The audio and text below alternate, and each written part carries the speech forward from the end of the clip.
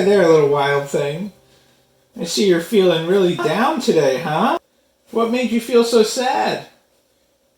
All the wild things were out for a romp in the woods, and they started doing fancy romps, and when you tried to fancy romp, you fell down, and you couldn't do it? I'm sorry, that must have been frustrating. Did you get back up and try again? You didn't? Well, no wonder you're feeling so blue today. You know, I have an idea, something that might help you start to feel better and to think about what happened in a new way.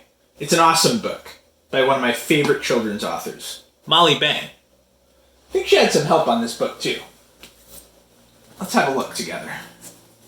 Yeah, she had some help from Anne Stern as well, her teacher friend. Yeah. This is their story called When Sophie Thinks She Can't. We all feel like sometimes we can't. And sometimes we just have to keep trying till we discover that we can. You're going to sit right on the book? Well, as long as you're gentle, that's okay with me. Let's do it. Ready? Sophie loves working in the vegetable garden and exploring the woods. But today, it's pouring rain, and Sophie's inside, trying and trying to build puzzle pieces into a square. You had to do that in school too? Sophie's sister walks by. She moves the pieces, and suddenly they all fit perfectly. Too bad you're not smart, says her sister, and she walks away. Look at Sophie. How's she feeling, wild thing? She's super upset, yeah. And actually, the word above her body, in angry letters, is the word can't. It's like her whole being is screaming, I can't! I can't! Ugh, and she feels rotten. The next day is sunny. Not sunny for Sophie. I can't do anything, she thinks. She drags her feet all the way to school.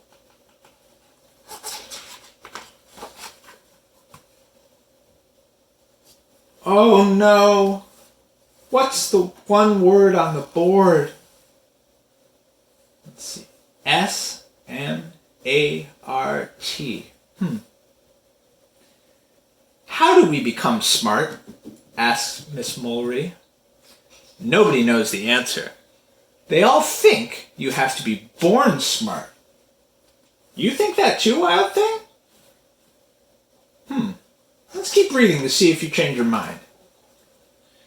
Flex those strong muscles of yours, says Miss Mulry. Can I see you flex your strong muscles, wild thing?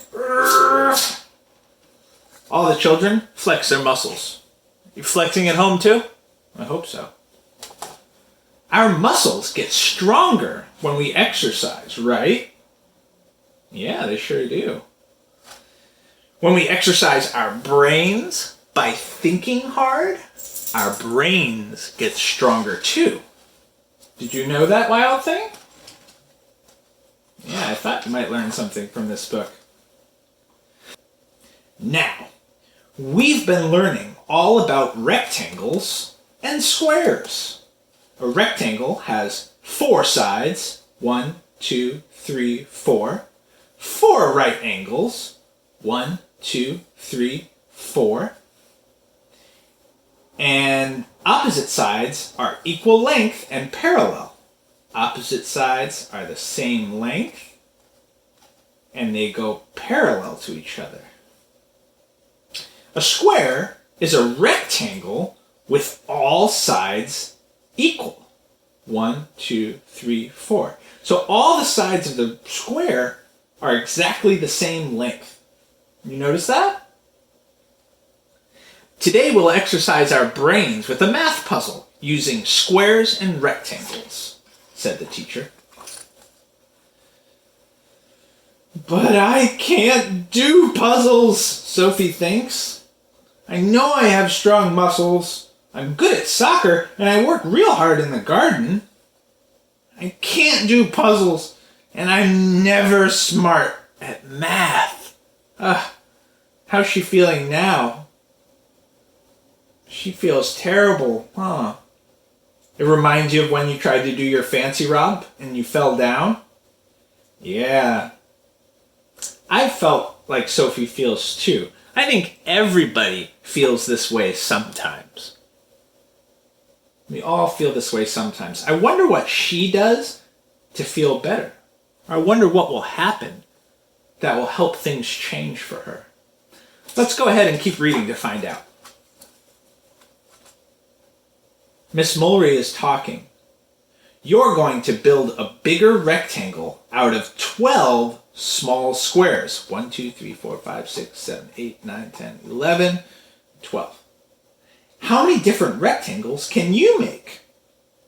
Use the tools at your table or come up with another way. I can't do it, says Sophie.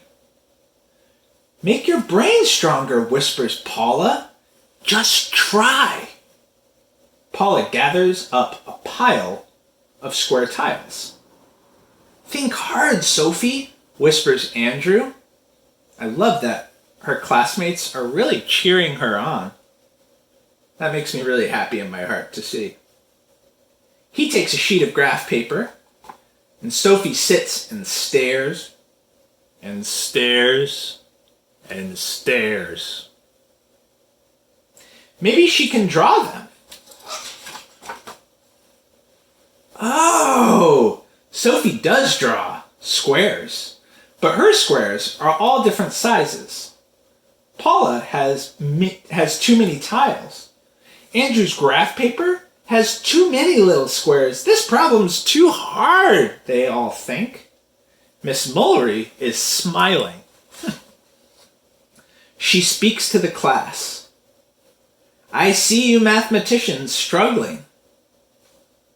Why is she smiling if they're struggling? You think she's smiling because she knows that they're all trying really, really hard and that trying like that is helping their brains grow stronger?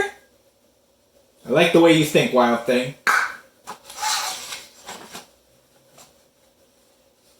Now's the time to use the most important word. That word is yet. Yet. You haven't figured it out yet. Keep working.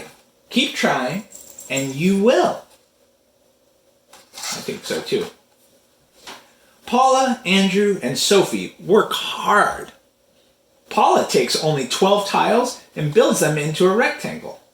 Andrew marks a red X in each square as he counts them. So they're doing it different ways. Sophie thinks of her garden. That's a whole different way to solve the problem.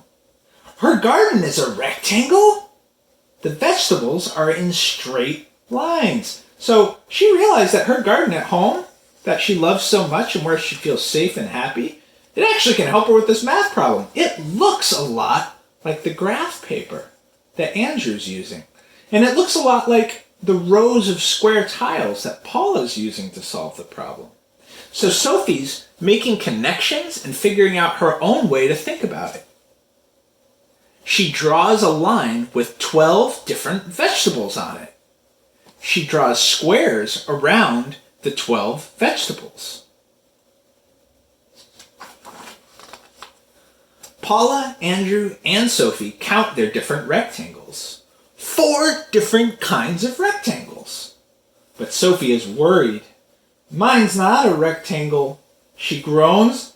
It's too long. Uh-oh. It is a rectangle, says Paula. It's a very, very long one. It's a long rectangle.